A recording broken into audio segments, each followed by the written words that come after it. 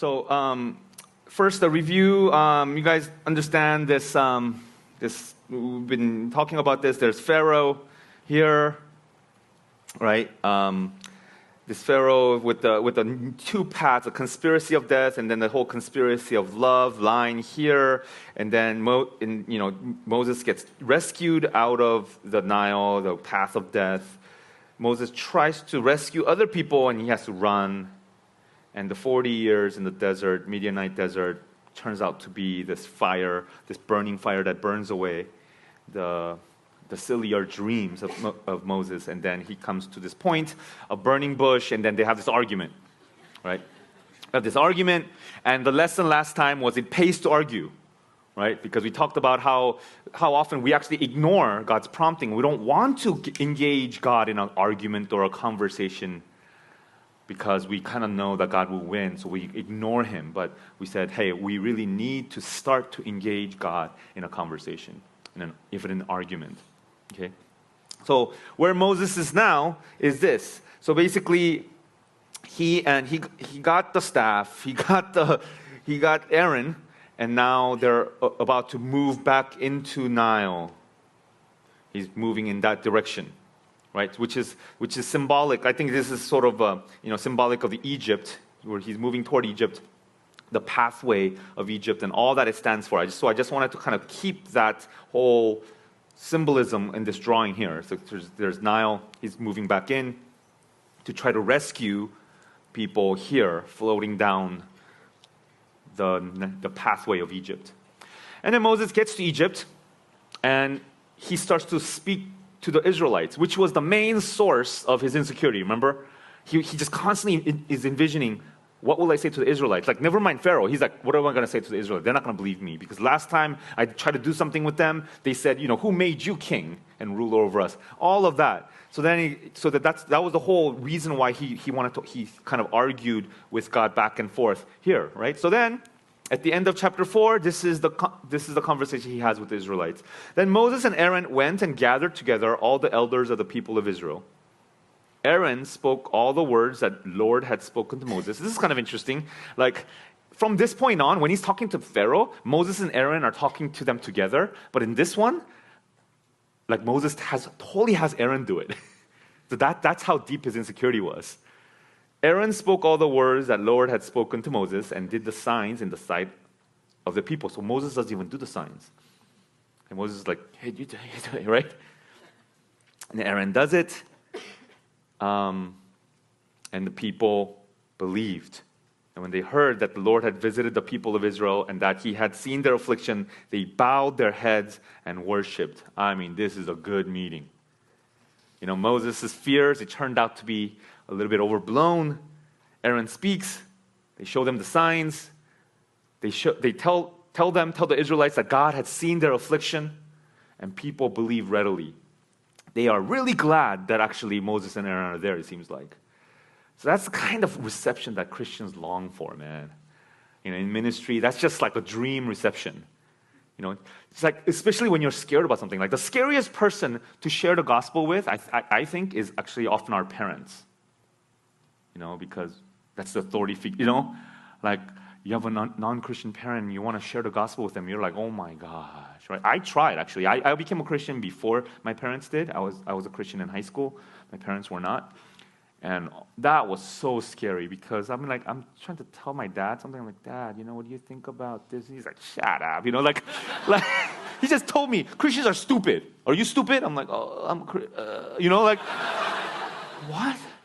It's the scariest thing,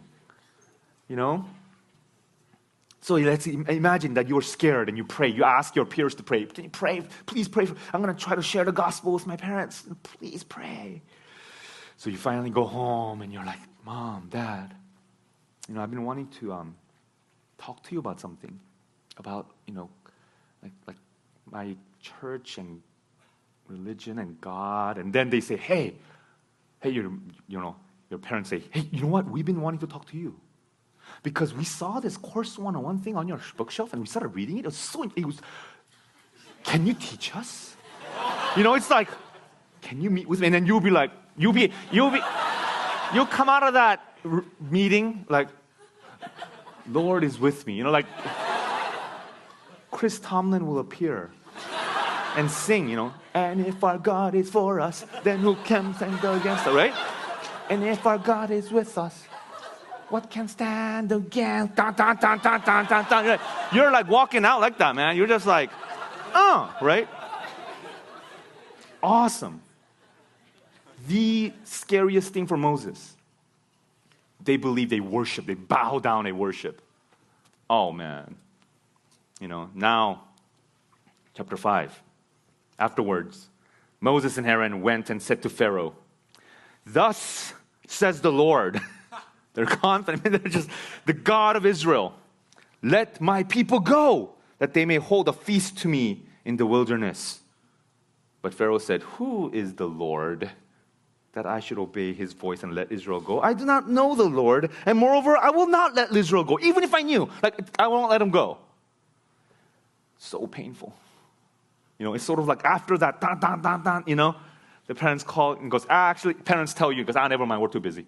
It's like, oh, man. And it's even worse than that, I guess. It's like outright, just like, what a letdown. Chris Tomlin disappears. Then they said, okay, so this is interesting. So Moses and Aaron are like, right? Because in the beginning, it says, "Thus says the Lord, let my people go, that they may hold a feast to me in the wilderness." That's what they said after Pharaoh's initial rejection. Then they said, "The God of the Hebrews," not Lord, like Yahweh is gone, right? So because he said, "I don't know this Yahweh." What's the God of the Hebrews? Okay, he explains, "has met with us. Please, let us go a 3 days journey into the wilderness, that we may sacrifice to the Lord our God, lest he fall upon us with pestilence or with the sword." So the change in tone is kind of obvious. The change in terms is different. It says, how about 3 days? Just 3 days. And the reason why we're asking is not because we're upset at your enslavement, but because otherwise God will punish us. So then we have to ask, so the real request, though, is let my people go permanently, right? But now the request seems to be much lighter. And actually, this is kind of strange, because is he like pulling a switcheroo on Pharaoh here? Is this like a bait and switch? Like he's going to say that 3 days and he's going to take off? No, this is actually rhetorical. God actually tells Moses to ask this of Pharaoh. And the purpose of this is that it's much lighter request, and yet Pharaoh responds in this way. It's to show Pharaoh's response. But the king of Egypt said to them, "Moses and Aaron, why do you take the people away from their work? Get back to your burdens." And Pharaoh said, "Behold, the people of the land are now many, and you make them rest from their burdens." So for 3 days vacation, forget it. So even for this really light request, Pharaoh says, no, it really shows. It really shows how stubborn Pharaoh is, and it shows what Moses and Aaron are up against. It's not going to be easy, And maybe a lesson here is to share the gospel, for someone to come to know, like in a way, Pharaoh asked this question: who is this Yahweh? Who is the Lord? Who is this? I don't know him. For someone to get to know him, it's not going to be easy. I mean, it turns out God actually answers this question for Pharaoh through the 10 plagues. God says, "that you may know that I am the Lord." That becomes a repeating phrase that God says. And then that's 10 plagues, man, that's not easy. That's really hard. So for someone to come to know this, the process is not going to be easy. And even for Moses and Aaron, it's not going to be easy. That's what they're up against. So right in between, as Moses and Aaron are going into Egypt, Pharaoh is standing in his way. Boom.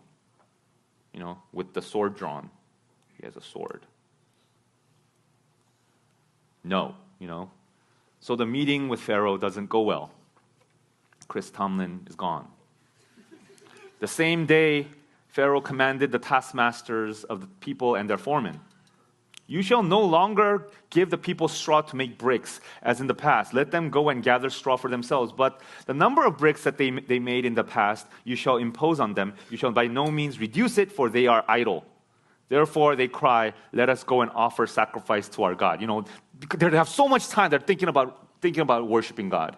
What is this? Let heavier work be laid on the men, that they may labor at it and pay no regard to lying words. So that's how, that meeting was bad. What did it cause? It unleashed this increased oppression. So man, Pharaoh is an expert oppressor. Pharaoh, he feels threatened by this rise of leadership among the slave class. Moses and Aaron seems to be like a rising star. It's not really clear whether or not Pharaoh recognizes Moses as the same person or not, or whatever. But then, at this point, basically he knows he needs to have the slave class reject more Moses and Aaron, and just get back to work. Like, don't pay attention to them, right? So Pharaoh does this expert oppressor move, which is he makes the work harder. He oppresses them more, which means that they will be occupied. And the whole purpose is so that they pay no regard to lying words. So he kind of casts them out as liars. So he's basically saying, don't believe them, okay? They're giving you false hope. And that totally works, because false hope is cruel. We are very loath to believe in false hope. We fear it. So when people say, that's just pipe dream, man, just forget it. Put your head down, get back to work. It works. That line of reasoning works. And I think it's the same thing happens all around the world, even to this day. The same thing happens. Got to keep busy, right? Are you not busy? Well, then you got to distract yourself. Keep your mind occupied. The point is that you have to keep yourself occupied so that there's no room to think about your enslavement or to even notice your enslavement. And you might hear some message from church or something about deliverance. Some guy who's much younger than Moses, like me, comes to you and starts talking about deliverance from sin. And the world says, deliverance from what? Deliverance from sin. Why would you want to be delivered from that? You don't need to listen to this. You're fine. You don't need to listen to this, right? There is, we have to recognize this. There is this oppressive atmosphere in our culture, especially in college campuses, I think, that makes us feel like, if you're thinking such things, if you're looking into religion, coming to Bible studies and listening to messages and stuff like that, you must have too much time on your hand. What? You want to worship God? You want to worship God? No, you should focus on your studies. You know what you should do? You should get scared. Instead of worshiping God, you must have too much time, and so you must be like doing nothing in order for you to come to church and things like that. You know what? You should get scared about the future economy, the future recession. China and India is going to take over all of your jobs. And so you're like, oh my gosh, right?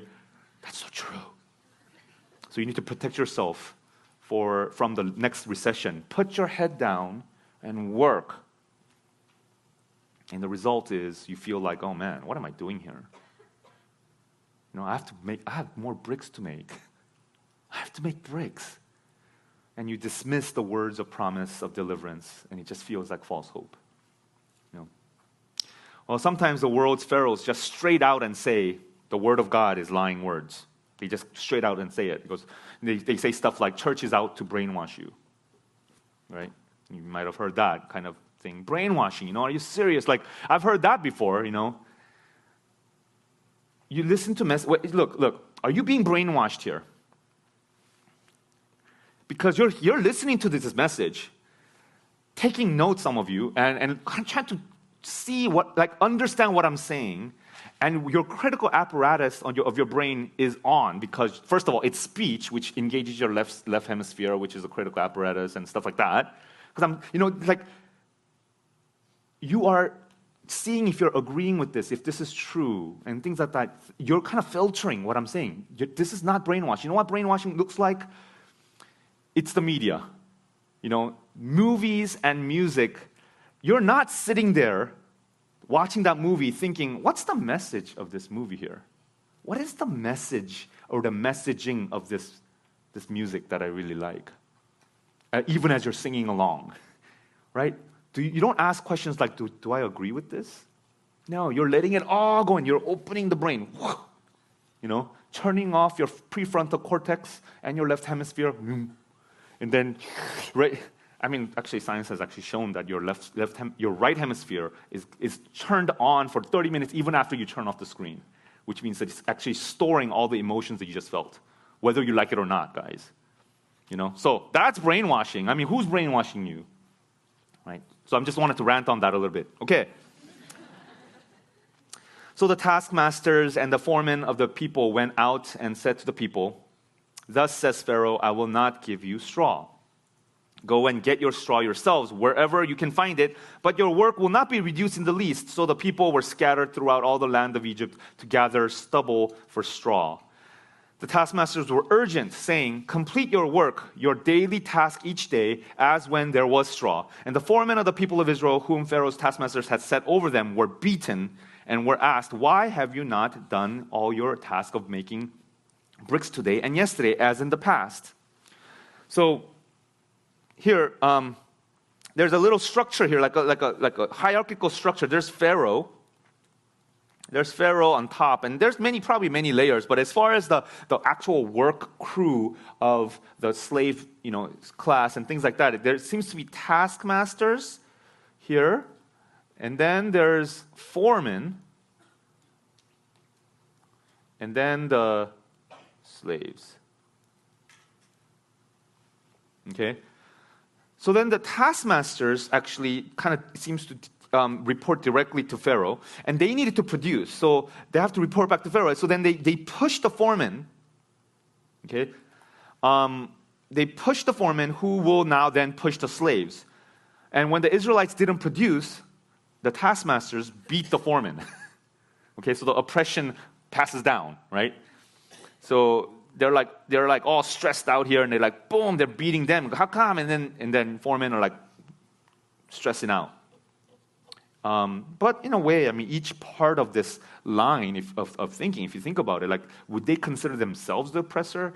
No, because they're just doing their job, Taskmaster's like, this is what can I do? Like the Pharaoh, this is what happened, and I have to do this, and like, how come? Oh my gosh, it's my neck on the line here, right? So I think there's this whole result of all of this is that there's oppression all around.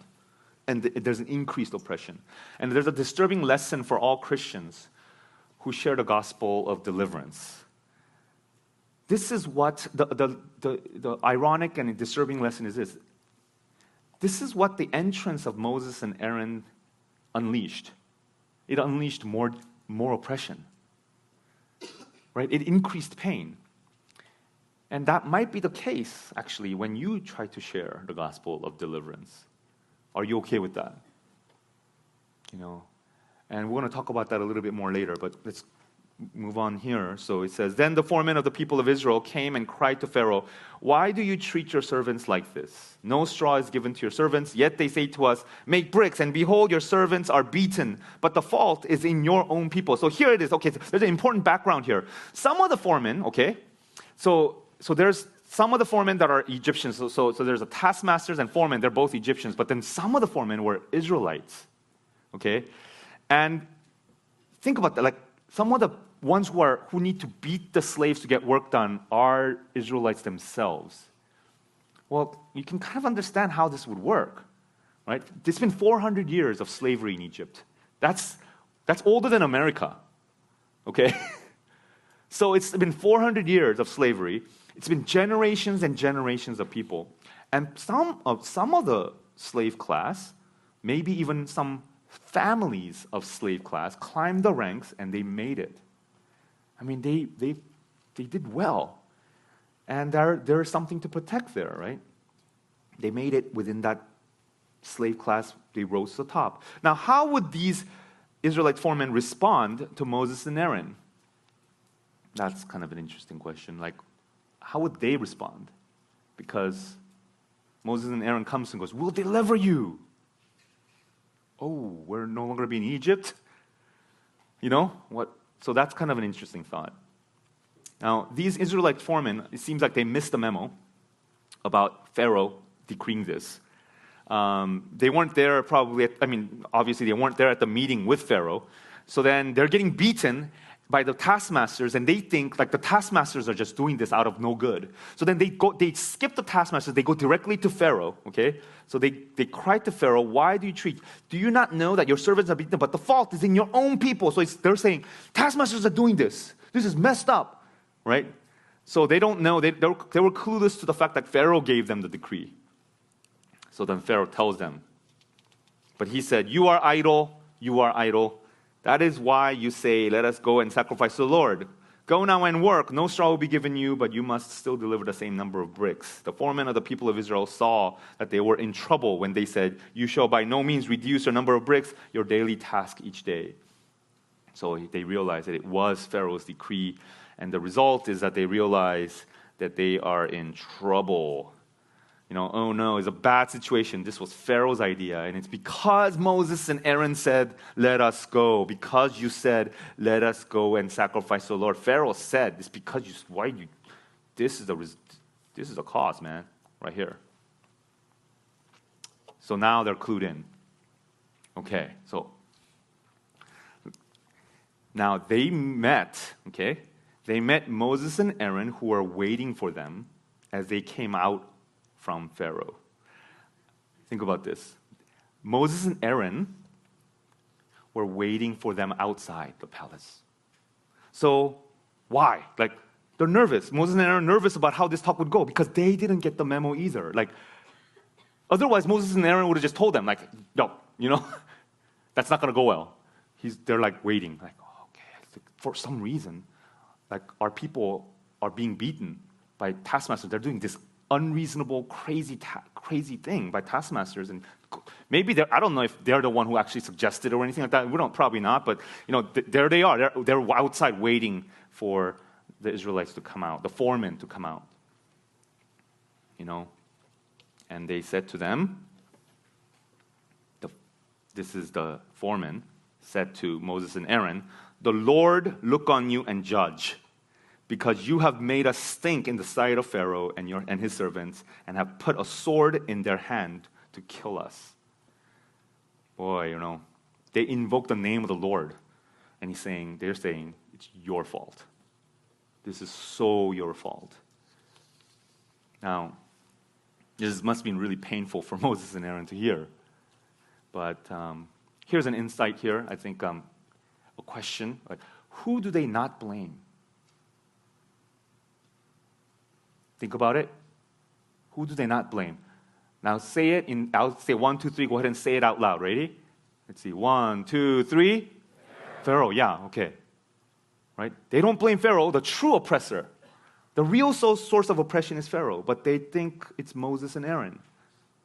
Pharaoh is a given in their minds. So instead, they get mad at their deliverers, which is a very tragic thing. Again, I think this happens all the time, even today. People get mad at the wrong person.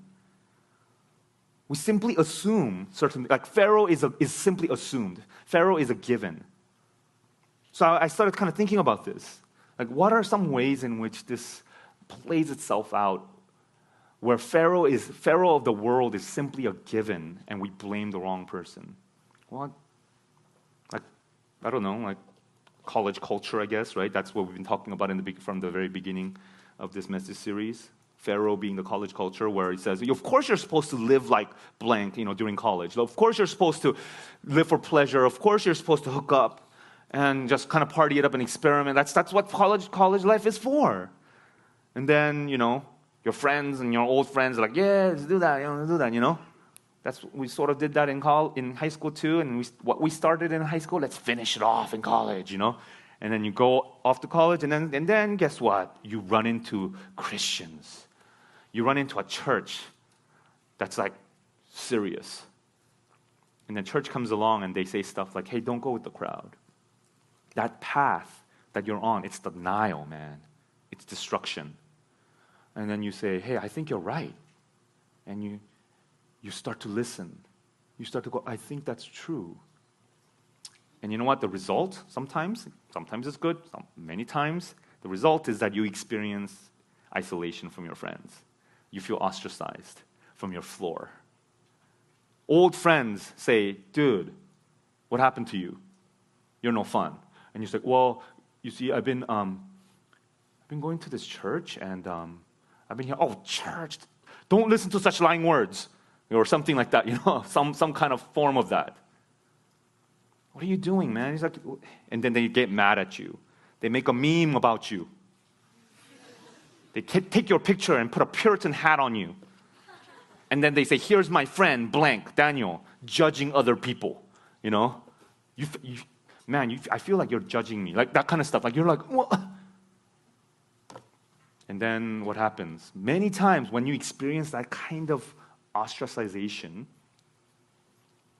we feel tempted to get mad at the church, right? Man, it's your fault. I lost my friends. I lost all my friends. How about at the workplace? Some of you guys, recent grads, you're now getting into the workforce, and you're kind of finding that transition to be very surprisingly difficult, many of you, right? Maybe you got into a workplace where it's like work hard, play hard kind of culture, where there's just like, go clubbing and drinking after work, and then there's happy hour after work, and then there's at conferences, I recently heard a workplace thing where at the conference, all the coworkers went out to a joint, like smoking place, and then you're like, because of your Christian convictions, you say, you know what, I'm going to skip out on that. Oh, I'll skip out on that, and that, and that, And your boss says, hey, seems like you're not a good fit here, and doesn't promote you, or lays you off. And the first sign of trouble, financial trouble, is you're the first one to go, right? And then the reaction. What's our reaction? Why did my leaders make me do this? Or what did my leaders do to me? Why did this church do this to me? Why did God do this to me? No. But wait a minute. Who ostracized you? Your friends. Your messed up boss. He's the one, right? Logically, you should say, wait a minute, my boss is messed up for laying me off. Why did he lay me off? Because I wouldn't go to work parties? Dude, talk about pressure. Oh my gosh, because I didn't drink with them? Talk about pressure. Like, you should get really upset at the boss, but no, many times people don't get mad at the bosses because they're a given. Because they're it's like a pharaoh. It's like you forget where the true oppression came from. Instead, we say something like, to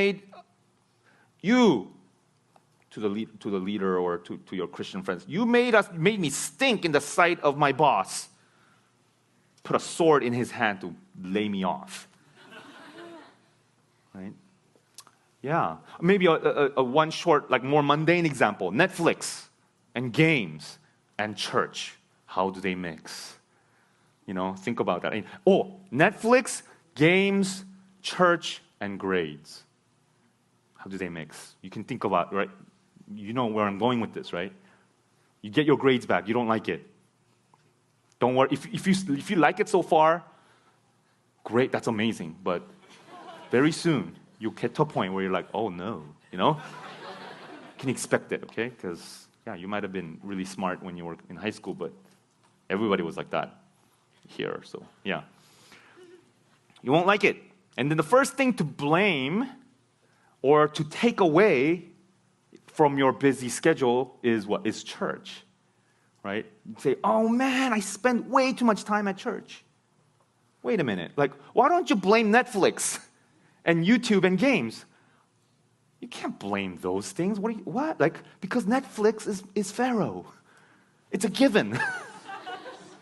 What are you talking about, blame Netflix? What do you mean? Take that away?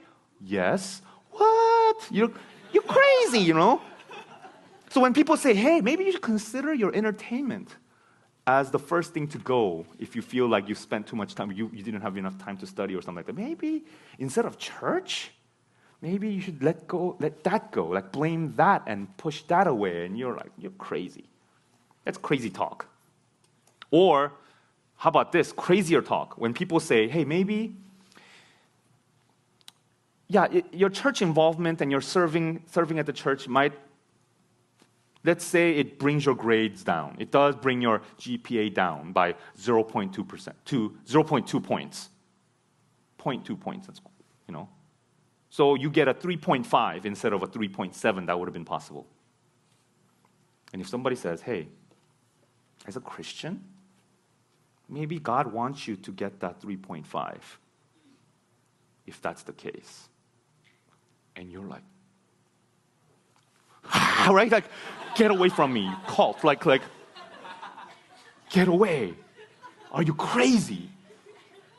Because it's a given that you maximize your GPA at all costs, spiritual or otherwise, at all costs.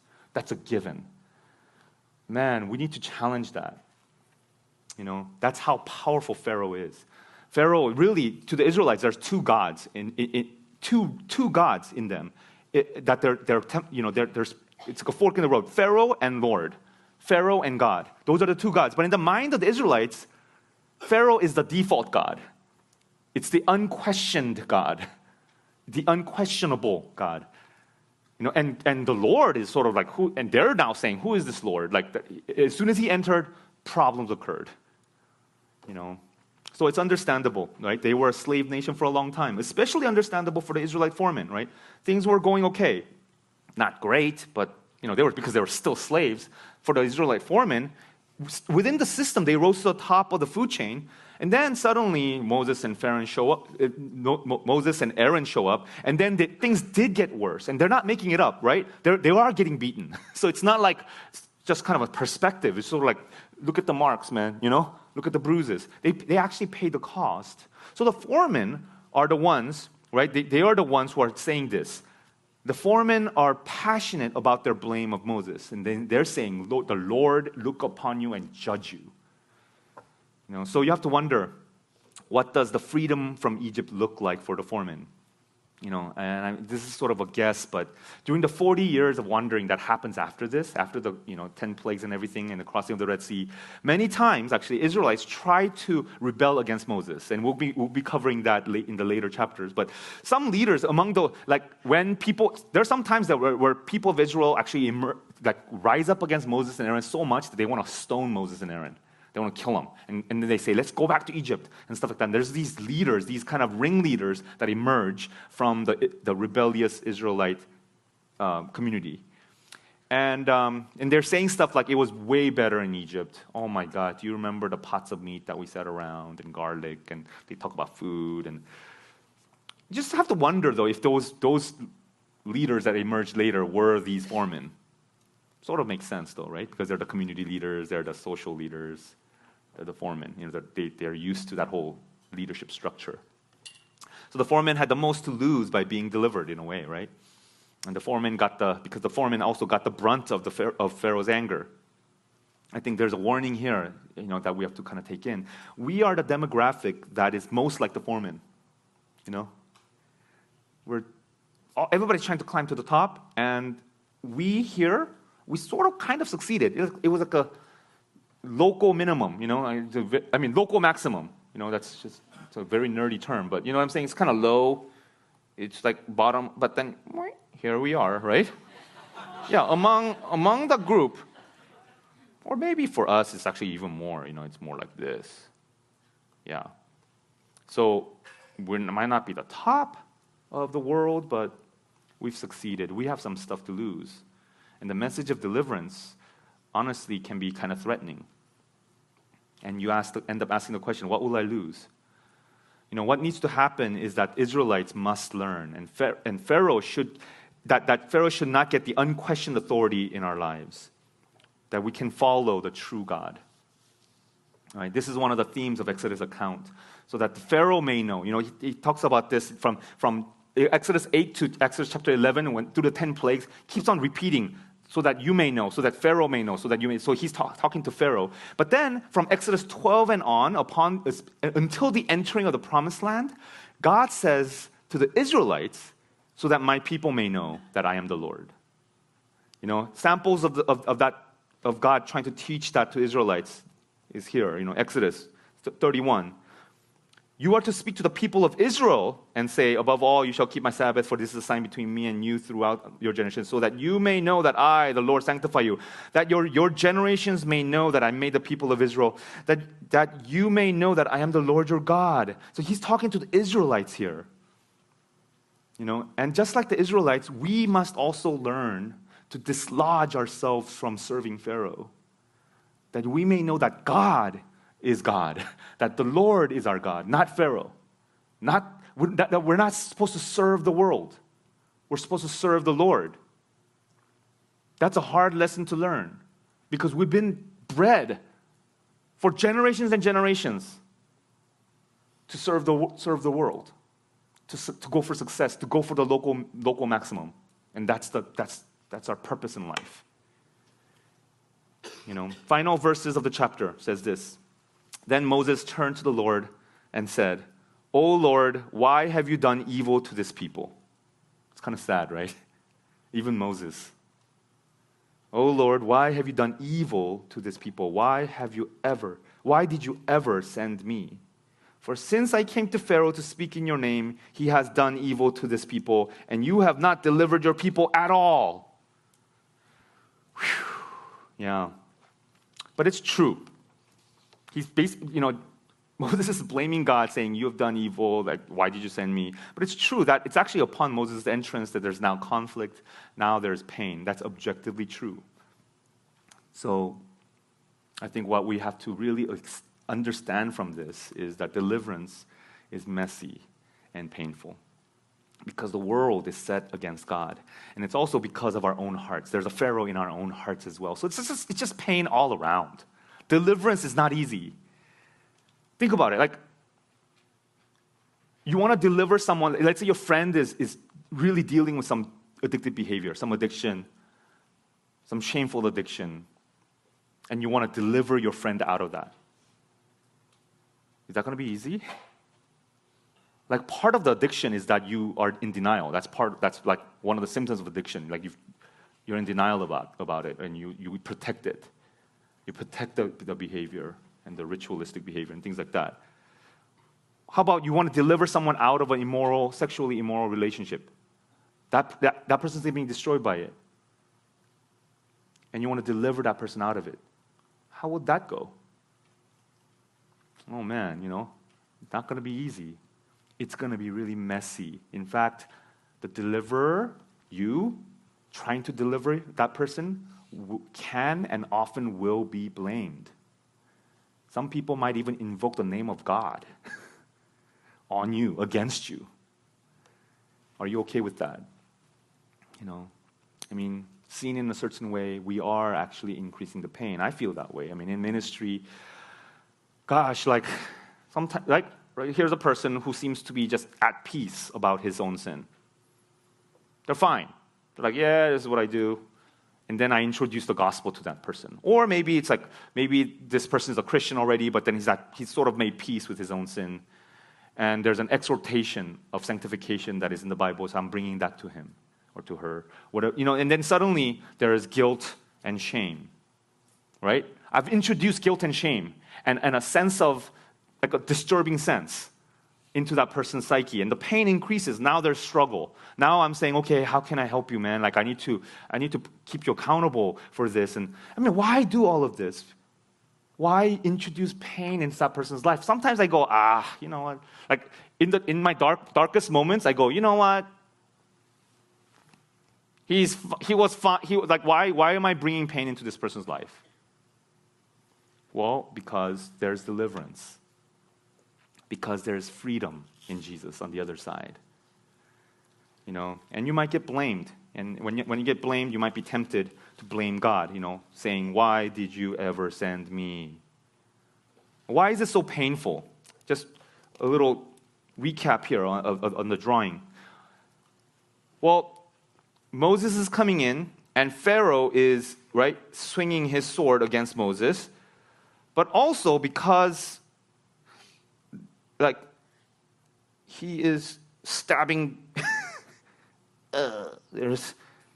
right? He's like oppressing them, right? And he's going berserk.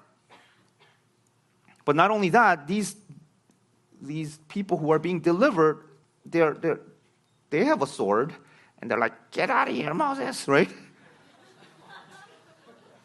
I mean, there's pain, and then Moses is feeling like, ow, ow, and then he's saying, God, why, right? There's pain on all parties. The will of God. So here's the mystery. The will of God to deliver the people of Israel out of this path into the promised land. The will of God is there. But that will of God must go through the molasses and the world of pharaohs, of the rebellious Pharaoh, of the blaming Israelites and the scared Moses. It needs to go through all of that mess to get worked out. So there's going to be difficulty in deliverance. And if it's not difficult at all, if your Christian life is not difficult at all, then maybe something's wrong. You know? If your spiritual life doesn't encounter any resistance, then maybe it's because there's no deliverance going on. Maybe because you're just floating down the Nile. Just easy does it. Just floating down. Deliverance will be painful for all parties involved, but that's the narrow path that leads to salvation.